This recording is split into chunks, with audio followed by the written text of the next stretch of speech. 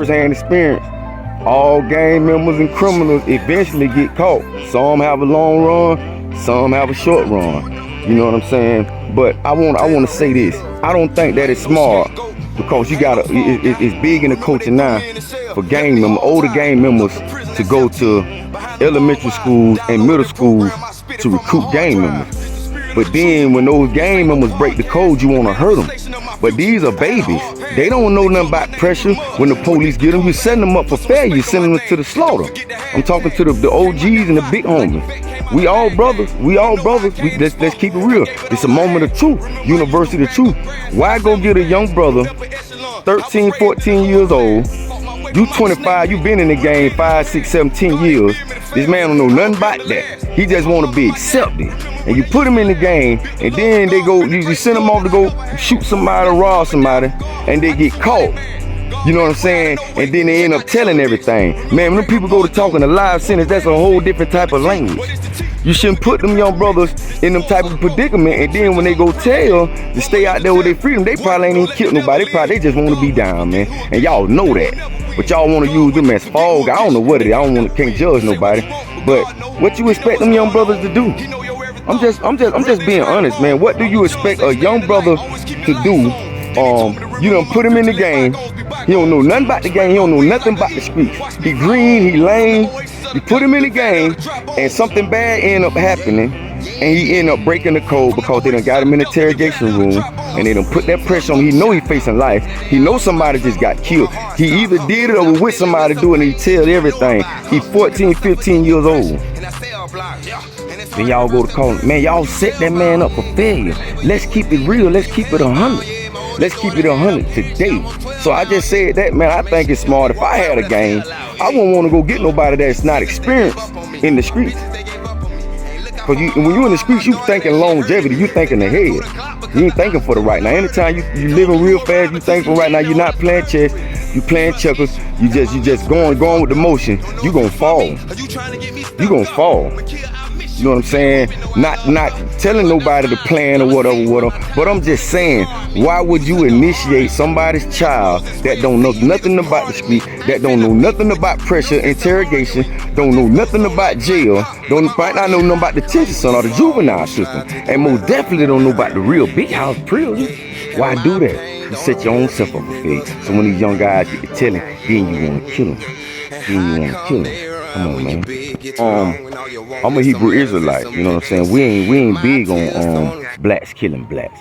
We try to uplift each other.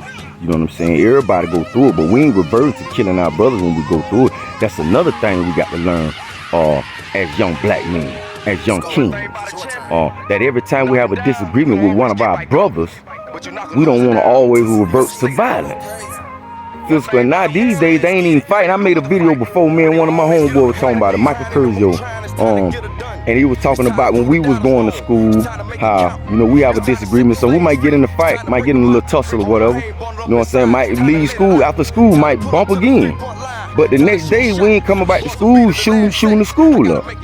You know what I'm saying? We ain't doing that. We fought, we playing together, we having fun playing sandlot, basketball, football, all that. But versus these days, the games teaching these young kings to shoot. A lot of gang members ain't doing no fighting. They want blood, you know what I'm saying? They out to kill. They think killing is cool, man. That's the role of the enemy. The devil only come to kill, steal, and destroy. You know what I'm saying? So our young kings being used by the devil. You know what I'm saying? We got a lot of older brothers, not me, because I'm not a gang member. I'm not talking down on them. OG now, big homie, because I got homeboys in gangs. And we can sit down and talk discussion. You know what I'm saying? We talk about the real. You know what I'm saying? You got a lot of them trying to get it right. You got a lot of gang members, dudes that's in gangs and ex-gangs members trying to get that thing right with them young brothers. All of them ain't on that time where they trying to hurt people. You got a difference between being a gang member with some rank and being a foot soldier gang banging. When you walking your rag and you looking for stripes. A lot of young brothers want to be accepted by the stripes. You got to do things to go get the stripes. But a lot of the older brothers that did stripes, they regret some of the things that they did to get their stripes. You know what I'm saying? So just talking to the gang coach, man, we got to stop killing each other, man. Yeah, I'm talking to the color. the lost tribe of Israel, they call them African Americans, whatever you want to call it. We know in the urban, in the hood, in the ghettos. I'm talking to y'all young brothers, talking to us, because this go for me too. But yeah, we got to stop killing each other. How we gonna win if we divide? How we gonna win killing each other? We losing. Every other race winning. The Chinese come over here and they flourish. Every other race, but us blacks been here. And we can't build a solid foundation for the kids or for the community or for the culture, because we tearing each other down. We tearing our own community down. We killing each other, and killing each other way worse than tearing down or building our community. That's a life. That's a future. That's the next president. That's your next Steve Harvey. That's your next Michael Jordan. That's your next Emmitt Smith, Travis Henry. That's your next Maureen. That's your next Jeff Cheney. That's your next Bam Ward. Killing each other, man. You know what I'm saying? So we got to come together. Even if we don't come together, we got to stop as individuals from hurting and hating our brothers. We are on the generational curse passed down. You got something called Willie Lynch. You know what I'm saying? I love everybody. I love white people. I have more white people on my team that's with me than my own kind. So I ain't getting into the past and about all that there, but that did happen. That we was trained to hate each other.